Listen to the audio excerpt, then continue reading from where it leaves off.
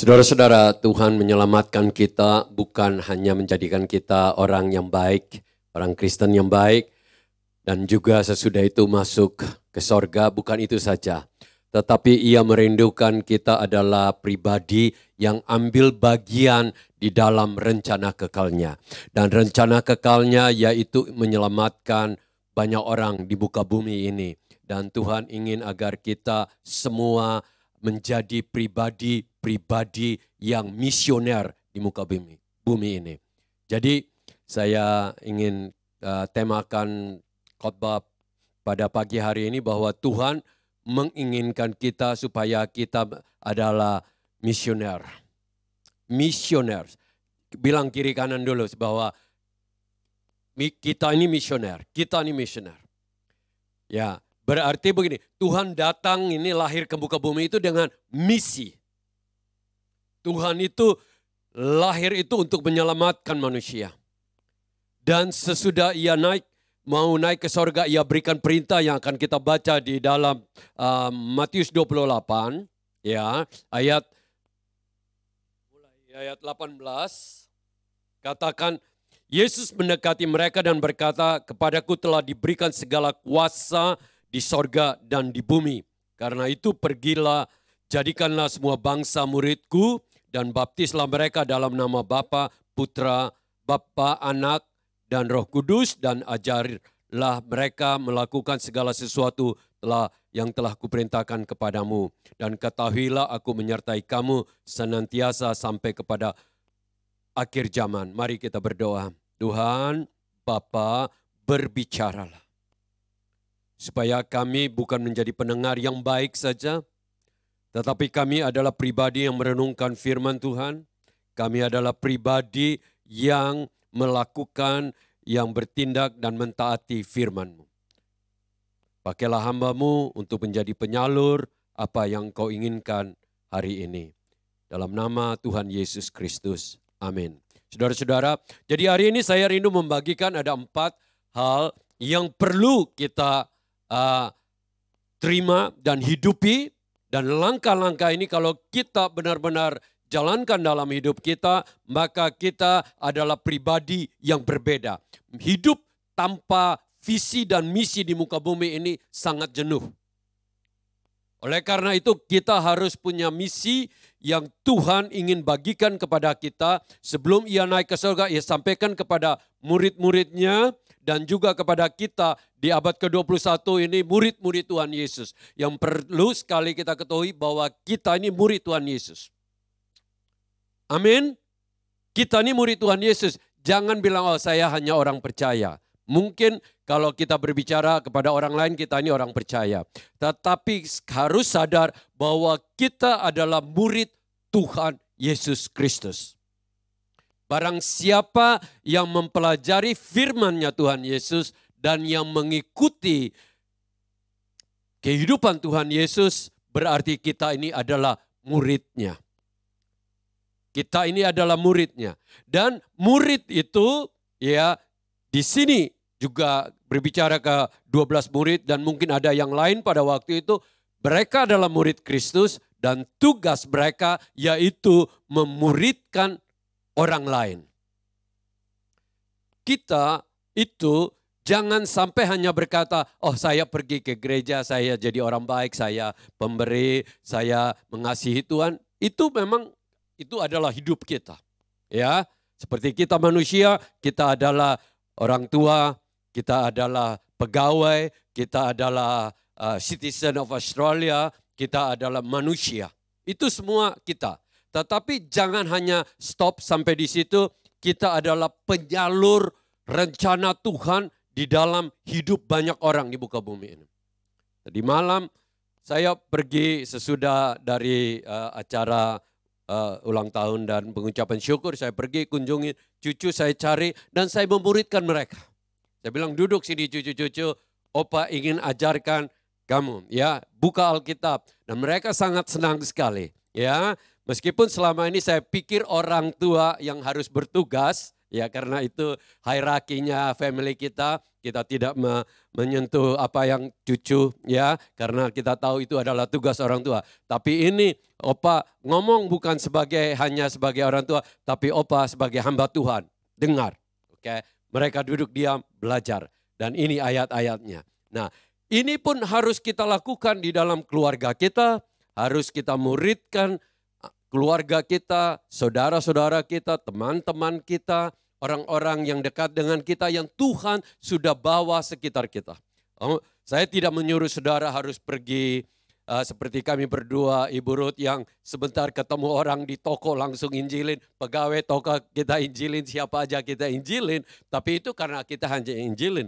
Tetapi jangan hanya sebatas menginjil mereka. Jangan sebatas hanya membuat mereka mendengar firman Tuhan. Tetapi tuntun mereka, didik mereka, muridkan mereka supaya mereka menjadi murid Tuhan Yesus Kristus. Ingat, semua kita bukan murid siapa-siapa. Kita murid siapa tadi ada kata muridku. Oke? Jadi kita mungkin di dunia ini dipercayakan kepada Ibu Vicky, Pak Samuel, Pak Yanto atau ya, tetapi mereka kita semua ini hanya penyalur. Orang bilang, jadi jangan menempatkan kita lebih daripada Tuhan Yesus Kristus. Tuhan Yesus yang paling utama. Karena dia sumber segala sesuatu. Kita ini adalah penyalurnya yang Tuhan, alat yang Tuhan pakai untuk ini. Jadi langkah pertama dalam hidup ini, ya, yaitu apa? Muridkan. Kan katakan tadi kan, muridkan. Nah, murid itu dikatakan harus apa? Dibaptis. Jadi jangan sebatas kita hanya bawa mereka jadi percaya, habis itu sudah. Karena ini adalah perintah Tuhan. Dibaptis dalam nama Bapa, Putra dan Roh Kudus. Sesudah itu ajarkan. Ya, ada orang punya teori bermacam-macam. Kita harus didik murid-murid itu supaya mereka mengerti dulu baru dibaptis. Tidak ada salahnya, memang begitu. Tapi ada kalanya, ya. Ini dulu, baptis mereka saat mereka percaya.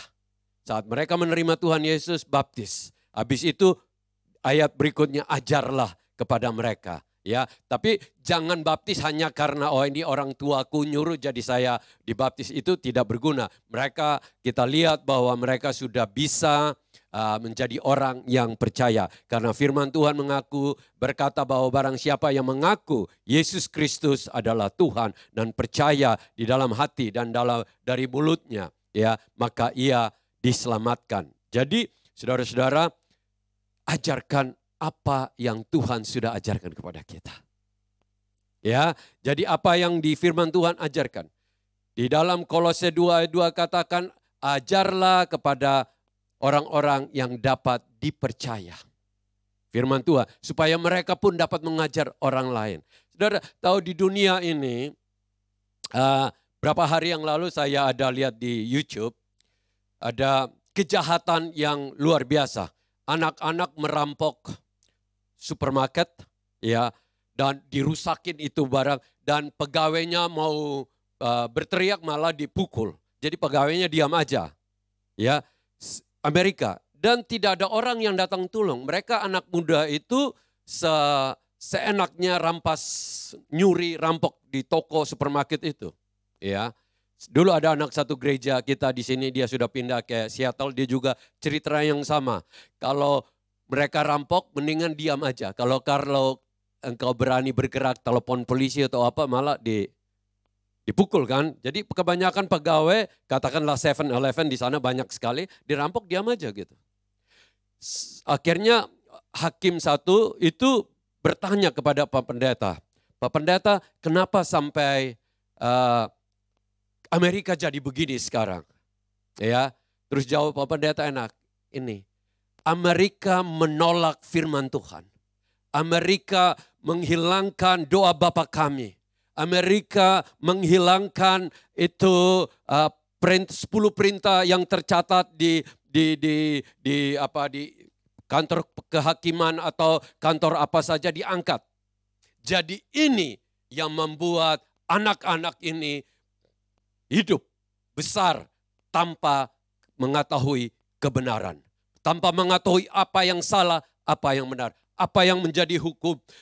Hukum mereka dengar. Kalau siapa yang mencuri dihukum. Tetapi mereka punya hati tidak mampu untuk menekan mereka punya ini. Karena tidak ada kemenangan dari Tuhan yang memberikan hidup mereka. Jadi kalau anak-anak kita jahat, anak-anak kita salah. Karena apa? Karena tidak dididik. Di dalam Hosea 4 katakan ayat pertama, orang membohong, orang mengutuk satu sama yang lain, membunuh,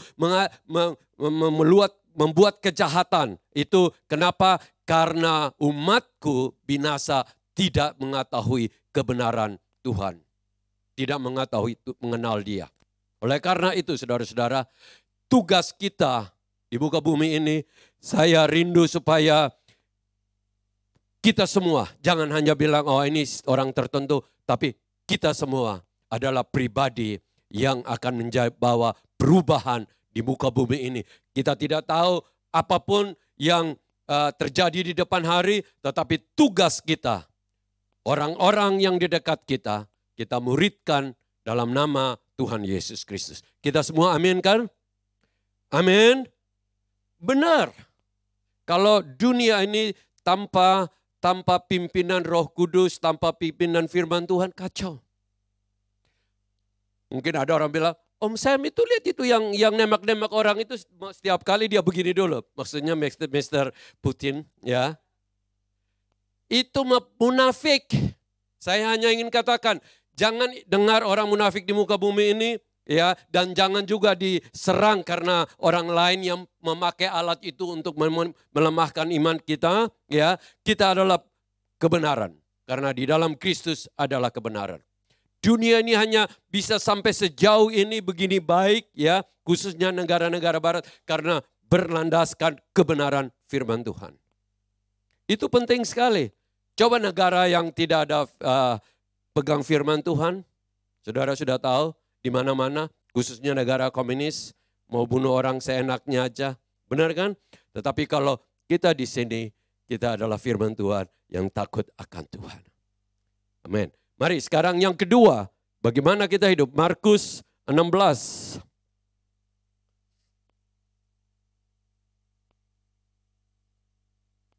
Ayat 15. Lalu ia berkata kepada mereka, pergilah ke seluruh dunia, beritakan Injil kepada segala makhluk. Jadi kita ditugaskan untuk memberitakan Injil kepada segala makhluk. Siapa yang percaya dan dibaptis akan diselamatkan, tetapi siapa yang tidak percaya akan dihukum.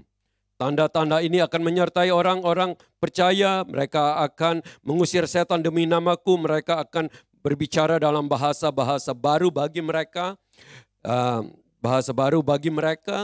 Dan ayat ke-18, mereka akan memegang ular dan sekalipun mereka minum racun maut, mereka tidak akan mendapat celaka.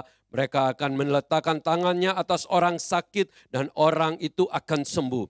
Sesudah Tuhan Yesus berbicara demikian kepada mereka, terangkat ia ke sorga lalu duduk di sebelah kanan Allah. Mereka pun pergilah memberitakan Injil ke segala penjuru dan Tuhan turut bekerja meneguhkan firman itu dengan tanda-tanda yang menyertainya. Saudara-saudara, saya tuliskan di sini, kalau kita hidup di dalam kuasa firman Tuhan, kuasa supernaturalnya firman Tuhan, kita harus menjadi pelaksana. Murid-murid, ya, ini janji Tuhan Yesus bahwa barang siapa yang percaya kepadanya itu tanda-tanda ini akan menyertai yang tadi sudah kita baca. Ya, dan firman Tuhan katakan sesudah Tuhan Yesus naik ke sorga, mereka melaksanakan, mereka memberitakan Injil, mereka mempraktekkan apa yang Tuhan sudah perintahkan. Dan firman Tuhan katakan, firman Tuhan katakan sendiri tadi bagian yang terakhir itu, ya. Tuhan turut bekerja dan meneguhkan firman itu dengan tanda-tanda yang menyertai. Saat kita bekerja, saat kita bertindak, maka Tuhan pun meneguhkan firman itu dan menyertai kita. Mengapa banyak sekali mujizat tidak terjadi di negara barat? Terus terang aja, Benar kan? Jarang kita dengar mujizat, sedangkan di Afrika, katakanlah di Asia, mujizat-mujizat besar terjadi. Ya, banyak pendeta yang dipakai Tuhan luar biasa. Mereka katakan saat mereka di negara-negara itu, mereka berbicara kuasa itu bekerja sekali. Ya, tapi waktu mereka sampai ke Sydney atau negara-negara barat, rasanya tuh terendam kayak api besi yang panas langsung dikasih ke air gitu. Kenapa? Karena iman dari orang-orang barat itu bukan lagi kepada Tuhan, tetapi kepada dokter, kepada my specialist, my Medicare, my special benefit atau apa. Sehingga waktu terjadi sakit itu bukan iman percayanya, Tuhan saya tidak sanggup, kalau bukan Engkau yang menolong saya, tapi langsung mungkin berdoa dengan Om Sam, tapi imannya terus sudah langsung appointmentnya next 5 weeks sudah ada semua. Itu satu tanda bedanya dengan orang-orang yang tidak ada uang, yang miskin, yang di sana penyakit sudah begitu menderita tapi tidak ada orang yang menolong. Sehingga mereka mudah sekali untuk percaya kepada Tuhan. Dan waktu mereka percaya, mujizat itu terjadi. Dan para pemberita itu melihat mujizat itu terjadi dalam hidup ini. Benar gak Pak Yanto? Benar. Oleh karena itu saudara-saudara yang dikasihi, kita di sini dalam keadaan apapun, kita praktekkan firman Tuhan, beritakan Injil. Saat kita bertemu dengan orang sakit, kita doakan.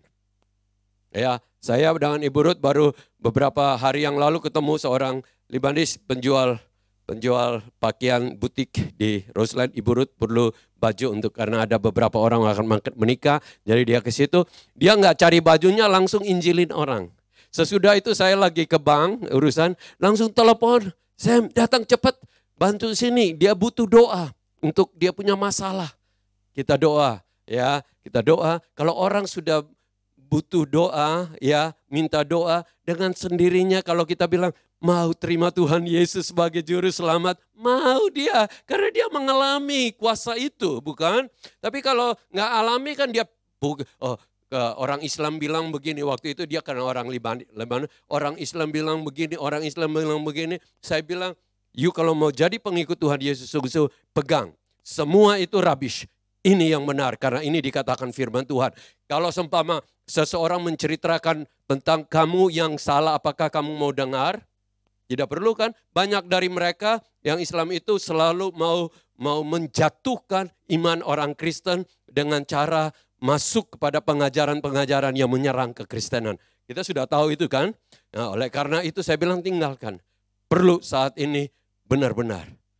Setiap kali dimanapun kita berada, di Central Coast, tahu-tahu Ibu Ruth sudah hilang. Dia sudah pergi, ada orang Hindu, ada orang siapa saja. Karena hatinya apa? Ingat Ibu Ruth bukan orang hebat bicara. Buktinya kan jarang bicara. Benar gak? Tapi kalau jiwa pribadi itu dia punya hatinya. Saat dia ketemu satu jiwa, langsung dia nggak pergi, dia tinggalkan kopinya, dia tinggalkan dia langsung injilin di situ sampai orang itu mau dengar Tuhan Yesus Kristus. Ya, inilah kita. Saya harus bagikan kepada saudara bahwa kita semua dipanggil untuk menjadi misioner. Kita aminkan? Berdiri bahwa kita ini adalah penyalur kasih karunia, kuasa, kebenaran kepada banyak orang di muka bumi ini. Asal kita jangan berhenti. Ingat, kalau ada saat jiwa yang perlu diselamatkan, kita lihat Tuhan Yesus itu. Ya, kalau ada orang yang butuh, dia tinggalkan. Ada seorang wanita yang di sumur di kota Samaria sana yang ditolak oleh orang lain. Ya, dia makan pun dia tinggalkan. Benar gak? Dia makan pun. Murid-murid sudah bawa makan. Dia bilang, makananku ialah apa? Melakukan kehendak Bapa. Ya, dan menyelesaikan.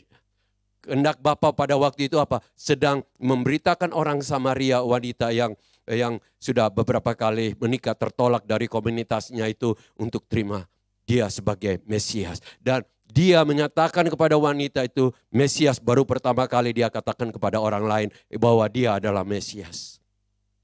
Luar biasa Tuhan. Jadi sekarang saat ini, Kita mau hidup dalam kuasa Tuhan, bergerak dengan cara Tuhan. Amin. Lihat orang, jangan mikirkan ini dulu, yang lain dulu. Keselamatan itu lebih penting.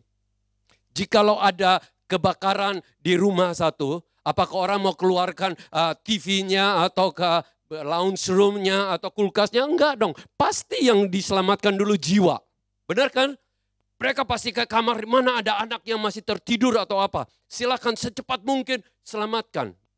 Kita juga harus memiliki that kind of heart. Bahwa kalau ada masalah di muka bumi ini, jiwa yang perlu harus diselamatkan. Jiwa yang ini. Karena tidak ada yang lebih berharga daripada satu jiwa di muka bumi ini. Oleh karena itu saudara-saudara, kita adalah penyalur Tuhan Yesus Kristus dan kemurahannya. Yang ketiga, mari kita baca di sini. Ya, gaya hidupnya. Ini orang-orang yang terima. Ini di Kisah Rasul 2 ayat 47. Saya rasa kita sudah banyak bagikan di sini. Ayat 47. Ini adalah gaya hidup jemaat mula-mula, cara hidup mereka, ya. Ayat 47, sambil memuji Allah dan mereka disukai semua orang, dan setiap hari Tuhan menambahkan jumlah mereka dengan orang yang diselamatkan. Jadi di dalam persekutuan mereka, di dalam kasih yang mereka saling membagi, di mana mereka belajar firman Tuhan dari para apostles, ya, dan mereka itu benar-benar membagi makan bersama, ya, beribadah memuji Tuhan. Tetangga-tetangga, orang-orang di sekitar itu melihat bahwa ada hal yang luar biasa dengan mereka pada waktu itu anggap sekte yang baru dari Judaism. Kekristenan itu dianggap sekte pada waktu itu. Wah, ini orang-orang luar biasa kasih persaudaraan mereka. Bahkan di situ dikatakan ada yang berkekurangan, yang lain yang menjual tanah. Ya, untuk apa? Bisa bawa ke kaki rasul-rasul dan rasul-rasul membagikan kepada orang-orang yang membutuhkan. Ya, mereka berbuat itu sambil memuji Allah. Ingat, perbuatan mereka itu dilihat oleh orang. Dilihat oleh orang. Banyak sekali. Saya hanya berikan contoh tetangga kami yang ada di nomor 26. Dia katakan begini, dulu dia nggak mau ke gereja apa gitu. Tapi pada satu waktu dia ada orang bilang kebutuhan yang ini. Dia nelpon taksi atau dia nelpon itu hire car, sudah pakai jas yang bagus, mau acara penting, tapi tidak datang-datang. Dia bingung. Terus dia mau lari ke bus stop, jarang orang naik bus kan. Dia karena mungkin pesta jadi dia tidak mau naik mobil sendiri kan. Orang sana kan mungkin minum atau apa. Jadi mereka, terus dia mau minum ya. Bukan dia mau minum, dia mau naik bus, bingung. Akhirnya dia mau cepat-cepat jalan ke Epping Station. Jauh kan, saya lihat gitu langsung saya cepat ambil keluar mobil, saya pergi jemput dia di jalan. Saya bilang saya antar you ke di station. Touch dia. Padahal dulu istrinya saja yang mau ke gereja. Ya, sekarang tiap kali mau ngomong firman Tuhan sama saya. Dan dia akhirnya sekarang jadi anggota yang mantap di gereja di Macquarie, di Presbyterian Macquarie sana, saudara-saudara. Perbuatan kita akan membuat orang melihat Tuhan itu di dalam hidup kita. Orang banyak tidak bisa melihat Tuhan, benar. Tetapi mereka melihat anak-anak Tuhan bagaimana kita hidup. Memang banyak kesalahan yang telah dilakukan oleh para klergi di muka bumi ini. Ya, tetapi Tuhan sedang membangkitkan orang-orang kudus yang benar. Meskipun tidak ada pangkat apa-apa. Tetapi kehidupan kita yang penting adalah bagaimana kita memancarkan. Dan jemaat muda mula-mula itu berbuat demikian. Ya, mereka hidupnya, gaya hidup saja membuat orang lain ingin join in. Atau gaya hidup, kan kita sudah ada sekarang ini terlalu dipentingkan keagamaan, upacara-upacara, tradisi-tradisi, sehingga membuat orang belum masuk aja orang sudah takut. Wow, apakah saya harus berbuat ini, baru bisa saya diterima? Tidak. Di sini firman Tuhan dengan katakan, dengan simpel, saat kita menerima Tuhan Yesus Kristus, dan hidup di dalamnya, itu sudah cukup membuat kita diselamatkan. Dan di situ dikatakan lagi, saudara-saudara, jumlah orang dengan mereka, jumlah mereka dengan orang yang diselamatkan. Ingat, kita mempunyai tugas untuk membawa orang untuk diselamatkan. Jangan hanya sebatas menjadi orang timur bilang datang bikin panas itu tanpa duduk di kursi di gereja. Ya, tapi orang harus benar-benar selamat. Tanda-tanda orang yang diselamatkan itu pasti ada. Benar kan? Tanda-tandanya itu ada. Tanda salib Kristus itu ada. Dari perkataan, dari gaya hidup, dari dari bagaimana dia memperlakukan orang, memperlakukan Tuhan, itu ada tanda orang ini selamat. Ya, bagaimana kasihnya, bagaimana dia mengucap syukur, semua itu ada. Jadi penting sekali untuk kita bawa orang sampai kepada titik yang permulaan, yaitu titik permulaan diselamatkan. Sesudah itu terus mendidik supaya makin bertumbuh di dalam semua budi pekerti. Ya, orang bilang mindsetnya itu berubah makin ke arah Kristus. Saudara-saudara sini rata-rata sudah diselamatkan semua, ya. Tetapi sekarang siapkan hidup kita supaya kita makin ditransformasikan di dalam cara berpikir kita, cara hidup kita, sehingga Kristus itu nampak di dalam hidup kita. Itu penting sekali. Oleh karena itu, memang kadang-kadang saudara hanya bisa membawa orang sampai di sini dilanjutkan oleh orang lain untuk mendidik, nggak apa-apa. Ya, memang tugas itu macam-macam. Saya sudah mengerti di dalam satu perusahaan tidak semua orang jadi manajer dalam production. Ada yang bagian marketing, ada yang bagian keuangan, ada yang kita semua perlu itu, ya. Tetapi setiap kita adalah misioner. Semua kita, jangan bilang ini. Saudara di sini saudara tahu anaknya Harry Ruslan yang nomor 2, umur baru 19 jadi baru 20 sekarang, 19 jalan 20. Dia sudah jadi angkatan udara. Angkatan udara. Ya, sudah punya pangkat, sudah ada gitu, ya. Meskipun dia bertugas bukan di depan garis depan untuk pegang senjata, dia bertugas di dalam bagian itu menara. Kalau ada kapal terbang, kapal perang turun naik itu dia harus kontrol, dia punya flight itu ya, itu air control itu. Ya dia tugas di situ. Tapi dia kalau disuruh pakai senjata, dia sudah mengerti. Disuruh push up 100 kali juga dia bisa karena dia terlatih. Benar gak? Karena dia adalah angkatan ini. Kita harus sadar bahwa kita ini misioner. Mungkin saat ini tugas kita di sini-sini. Tetapi semua kita adalah misioner. Ini yang saya rindukan bahwa kita semua adalah Tuhan panggil, Tuhan bagikan. Tuhan bagikan. Bahwa kamu ini selama ada di muka bumi ini punya tujuan yang lebih daripada hanya makan, minum, tua, dan habis itu mati. Saudara, kita semua adalah pembawa pengubah dunia. Terbukti di dalam 3 anak, Sadak, Mesak, dan Abednego. Ya, pada waktu mereka dengan tegas menyatakan bahwa kita tidak akan menyembah dewa apapun selain yang kita sembah di Yerusalem, yang Allah Abraham, Allah Ishak, dan Allah Yakub. Tidak ada lain. Meskipun kamu mau dibakar, tidak apa-apa. Kalau tidak ditolong pun tidak mengapa. Kami tetap tidak akan menyembah. Tahu enggak? Waktu mereka berbuat demikian, mujizat Tuhan datang. Orang keempat, Yesus Kristus turun di tengah-tengah perapian yang 7 kali lebih panas. Membuat air condition bukannya panas, tapi rubah menjadi suasana yang nyaman. Keluar tanpa kebakaran. Sehingga raja yang paling berkuasa saat itu, Nebukadnezar, tunduk menyatakan semua orang di muka bumi ini di dalam kerajaanku harus menyembah satu, yaitu Allahnya Sadak, Mesak, dan Abednego. Ini harus dimiliki oleh kita. Oke, kita miliki. Kita mau mujizat terjadi bukan? Ini lakukan. Dan terakhir di sini, hanya 5 menit lagi. Mari kita baca di Kisah Rasul 11 ayat 19. Ayat 19 dan selanjutnya, sementara itu banyak saudara-saudara yang tersebar karena penganiayaan yang timbul sesudah Stefanus dihukum mati. Mereka tersebar sampai ke Fenisia, Siprus, Antioquia. Namun mereka memberitakan Injil kepada orang Yahudi saja.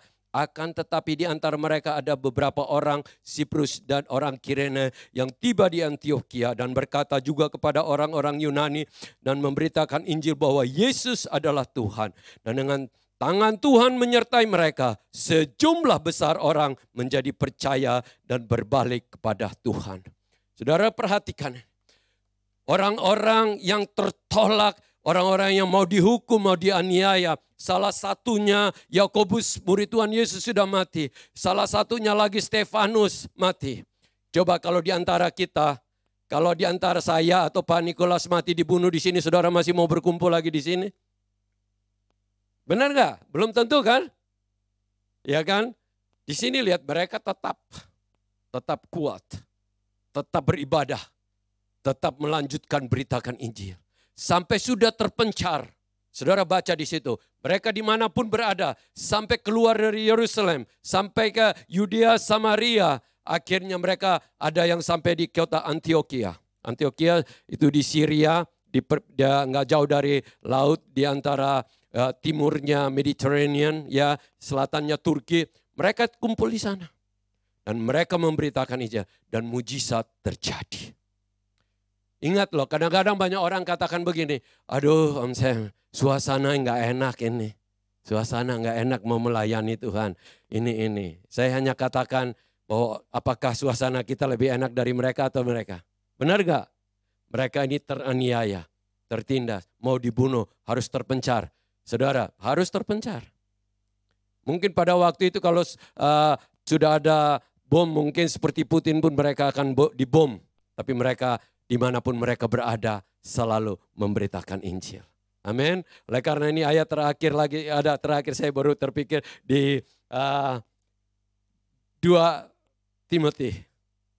2 Timotius ya, 2 Timotius 4.